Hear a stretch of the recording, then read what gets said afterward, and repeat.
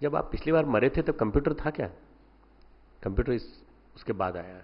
ये कंप्यूटर बना 1920 में, और वो इतना बड़ा बना कि इतना बड़ा हॉल लगा उसको स्थापित करने में, इतना बड़ा हॉल।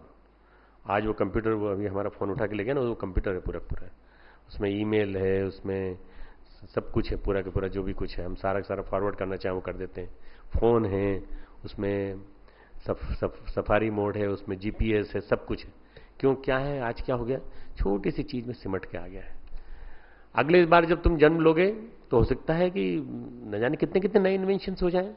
हर बार प्रकृति परिवर्तनशील है, प्रकृति का चक्र जो है परिवर्तनशील है, और प्रकृति के चक्र को देख के कभी कभी भी परेशान नहीं होना चाहिए।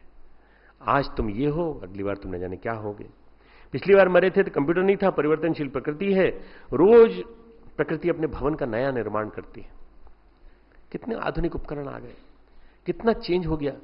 1993-94 में मुझे पहला फोन तिवारी जी के बेटे ने दिया था, अभिषेक ने दिया था मुझे, छोटा सा फोन।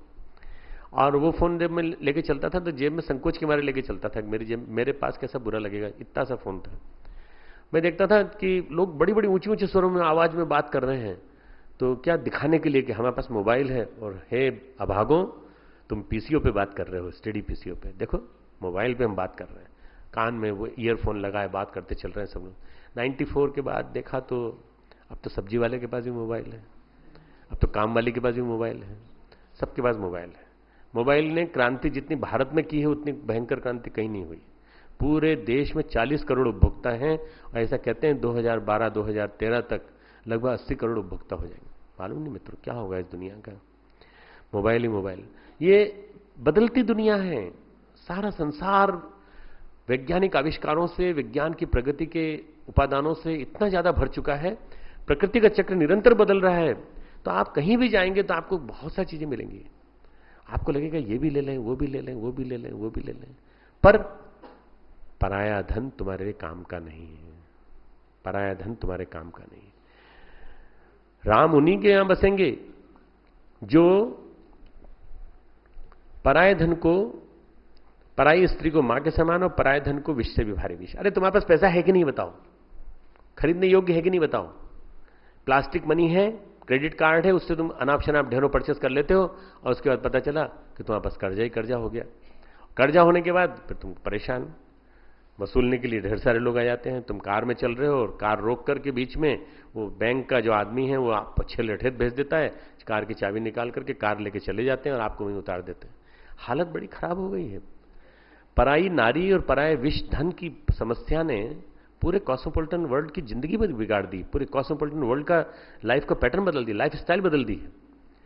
न जाने कितने विवाहितर संबंध हो रहे हैं, न जाने कितना पुरुषों को मालूम है कि हमारी पत्नी जो है न जाने कितनों के साथ घूमती रहती है, और न जाने कितनी स्त्रियों को मालूम है कि हमारे पति घूमते रहते हैं, घूमने तो कोई फर्क नहीं। ये क्या, कौन सा जमाना आ गया? संस्कार कहां जाएंगे? बच्चे क्या संस्कार लेंगे?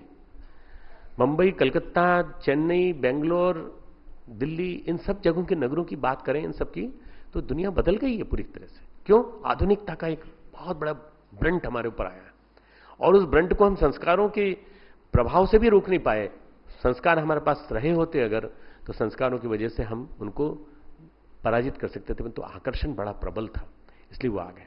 तो पर नारी के बारे में भगवान गोस्वामी तुलसीदास जी बड़ी विशेष बात कहते हैं, और पराय धन के बारे में कहते हैं। पराय धन किसका धन? अरे बैंक का धन। बैंक का धन तुमने ऋण के रूप में लिया, कितने दिन तक करोगे बताओ? तुम तो चार्वाक के शिष्य हो। चार्वाक ने क्या कहा था?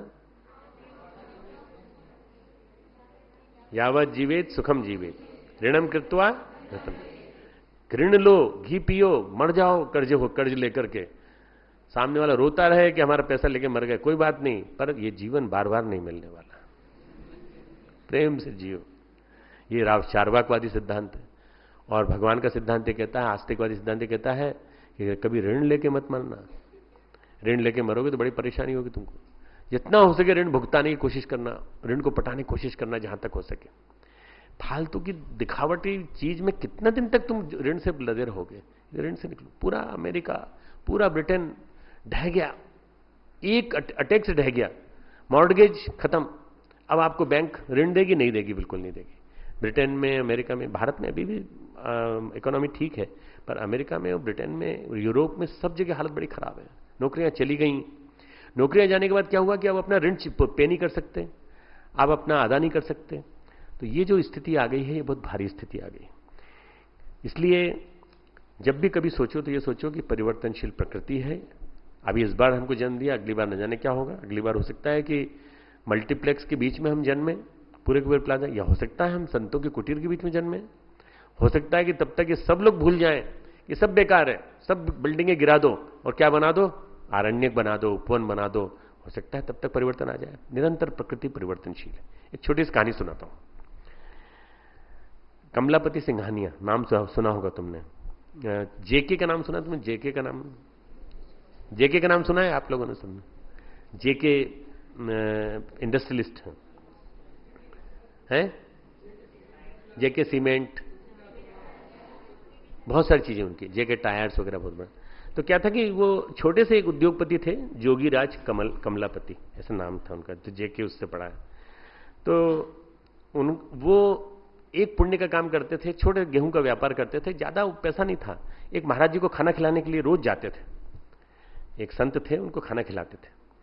तो वो उनका ज्यादा खाना नहीं, उनको रूखी रोटी चाहिए थी और बाकी उनको थोड़ा सा जो खाते थे सब्जी, कोई सी गीली सब्जी, बस खिलाने चले जाते थे।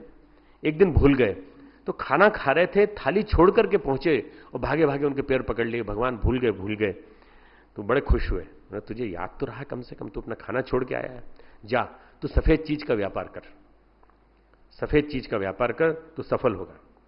अब सफेद चीज का व्यापार करने के लिए रुई का व्यापार करना पड़ा उनको सीमेंट का व्यापार करना पड़ा। तो बर्तन गिरवी रखने पड़े। वो जो बर्तन उनके पास थे वो गिरवी रखे। तो उसके बाद जो पैसा आया तो इतना आया, करोड़ों रुपए आते चले गए, अरबों रुपए आते चले गए।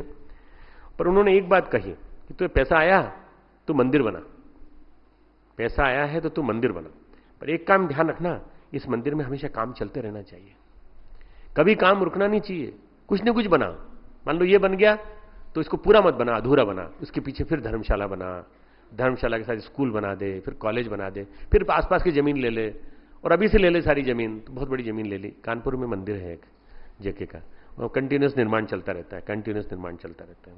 दयालबाग का नाम सुना है तूने? दयालबाग की तरह से निर्माण चलता रहता है। तो महात्मा ने कहा इससे बहुत सारे लोग तरेंगे, बहुत सारे लोगों को काम मिलेगा, और इससे तुझे पुण्य मिलेगा। तो तू कंटिन्यूस निर्माण होते रहना, कोई रोज काम करता रहे और निरंतर करता रहे, ये काम चलता रहे। तो कमलापति सिंघानिया की जो पत्नी थी, उन्होंने क्या किया, मंदिर में रहती थी वो, उनके पति के जाने के बाद। परिवार का प्रत्येक सदस्य मंदिर आएगा और प्रणाम करेगा, नियम, जो नहीं आएगा उसे 1000 रुपये आर्थिक दंड, और उस दिन का भोजन नहीं दिया जाएगा, घर में नहीं मिलेगा, बाहर जाकर खाना खा लो, कोई दिक्कत नहीं। तो हर व्यक्ति उनका निभाता था, हर सदस्य निभाता था। अब तो बहुत, मैं 20 साल पुरानी, 30 साल पुरानी बात कह रहा हूं। ये मंदिर जो है, वहां का रोज का आकर्षण, नया आकर्षण क्या है, रोज नया बन रहा है, अभी भी बन रहा है दयालबाग की तरह से। ये क्या चीज बताई, ये क्यों बताया तुमको? ये इसलिए बताया कि प्रतिदिन नया बन रहा है संसार, प्रतिदिन नया बन रहा है संसार, परिवर्तनशील है ये संसार, हर दिन नया बन रहा है। नए बनने वाले संसार में, नए बनने वाले परिवर्तनशील संसार में अपने स्वभाव को वैसा बना के रखो जैसा गोस्वामी जी कहते हैं। आकर्षण खूब आएंगे, स्त्रियों के आकर्षण आएंगे, फिल्में नहीं बनेंगी दुनिया भर की। अब फिल्में हो सकता है 3D जो टेक्नोलॉजी आई है, उसके बाद फिर HD टेक्नोलॉजी आई है, उसके बाद फिर न जाने क्या क्या आ जाए, और वर्चुअल वर्ल्ड में हम लोग जीने लगे। फट से ऐसे क्लिक किया और सामने पूरा स्क्रीन आ गया, थोड़ा सा फैलाया, पूरा यूं किया,